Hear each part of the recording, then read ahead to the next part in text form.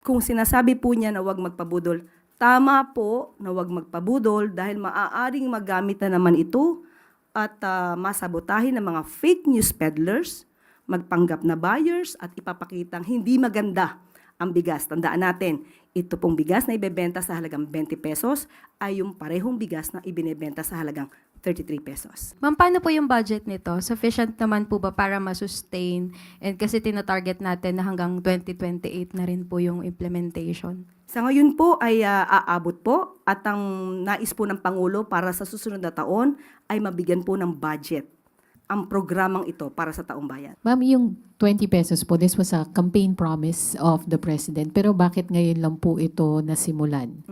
Unang-una po, sa budget po, hindi po agad kinaya or masasabi natin na pinag-aralan kung paano ito mapapatupad. At ngayon po, na kinakaya po natin, hindi po ba dapat mas magpunyagi tayo?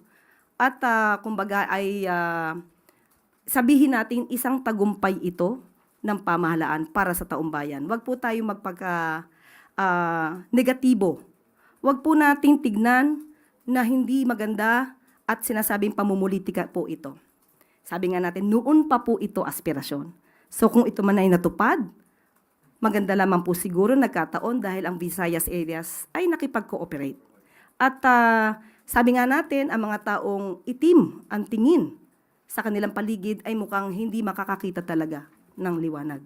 So you're saying, ma'am, na ngayon lang nagkaroon ng budget for the 20 pesos rice? Hindi po natin sinasabing ngayon lang nagka-budget. Ngayon lang po na pag-araling mabuti dahil sa loob po ng mga araw, buwan, taon, ito po ay inaral kung paano po ito maipapatupad. Ngayon po, na nakita po nila sa kanilang pag-aaral na maaari pong ibigay sa pamamagitan din po ng pagbibigay ng subsidiya. Ito po ngayon ay ating ipatutupad.